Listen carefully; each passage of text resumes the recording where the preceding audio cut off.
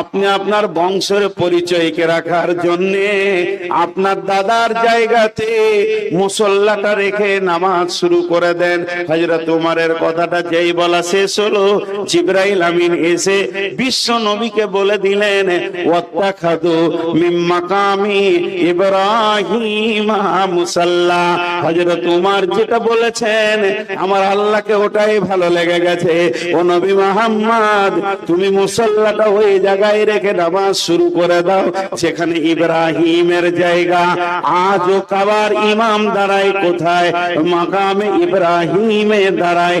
আজও ইমাম সেখানে নামাজ পড়ায়। রেজিস্ট্রেশন হয়ে গেছে কোরআনে।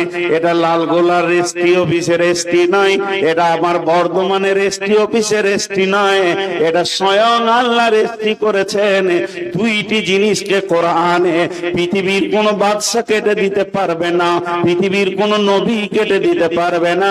একটা হলো, এটা হলো মাকাম ইব্রাহিম, এটা ইব্রাহিমের জায়গা। ওটা পৃথিবীর কেউ অন্য নামে করে দিতে পারবে না, স্বয়ং আল্লাহ দিয়েছেন ওটা। আর দ্বিতীয় হলো তুমি মুসল্লা রাখো এখানে, এটা আমার রব বলে দিয়েছেন। আজও মুসল্লা সেখানেই রাখা হয়।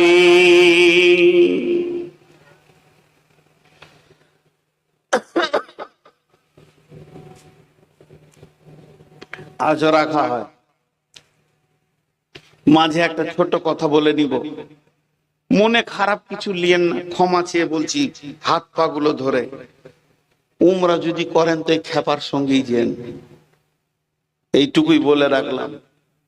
বিজনেসম্যান যদি মনে করেন তো করে নিতে পারেন, বিজনেসের নিয়তে নামিনি। ইতিহাস যেগুলো বলি ওখানে ওইগুলোই দেখিয়ে দিই, এইটা মাকামে ইব্রাহিম। তো যাই হোক, যে কথা আপনাদের সামনে বলছিলাম, তা আল্লাহ আবার ওইটার কথা কোরআনে তুলে কি বললেন? ওয়ালিল্লাহি আলান নাসি হিজ্জুল বাইতি মান ইসতাতাআ ইলাইহি সাবিলা। হে বিশ্ববাসী রে,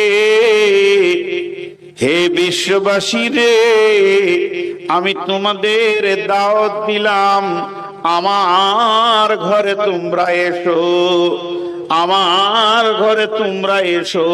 যদি তোমাদের ইস্তাতাত আমার ঘরে পৌঁছানোর ক্ষমতা হয়ে যায়, হে আমার গোলামের দল, তোমরা আমার ঘরে এসো, এসো।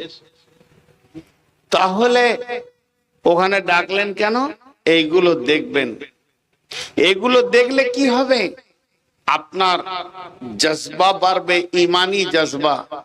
তো যাই হোক, মুফাসসিরিনদের মত হচ্ছে হযরত ইব্রাহিম আলাইহিস সালামকে এত সম্মান দেওয়ার কারণটা কি? যে যত নবী এসেছিলেন সব থেকে বেশি ইব্রাহিম আলাইহিস সালামকে পরীক্ষা করা হয়েছিল। 113 বার পরীক্ষা করা হয়েছে। আর প্রত্যেকটি পরীক্ষাতে উনি স্কলার ছিলেন। তার মধ্যে 13 বার কঠিন, তার থেকে কঠিন 3 বার। সেই 3 বারের ভিতরে একটা বার হচ্ছে ছেলের গলাতে, বাচ্চার গলাতে ছুরি দেওয়া। কোরআন বলছে, এটা সহিহ জয়ীফের নাই। জি, সন্তানের গলাতে একবার ভাবেন তো, আপনি আপনার বাচ্চাটাকে সামনে রেখে, বেটা সৌ তো তোমাকে জবাই করব আমি আল্লাহর জন্য। এই পরীক্ষাগুলো তিনার উপরে হয়েছিল, এই জন্য এই সম্মান। তা আমি আপনাদের সামনে এই ইতিহাসটা কেন দিলাম? আজকে আপনারা সেই ইতিহাসে নামতে চলেছেন। আমার নসিবই খারাপ।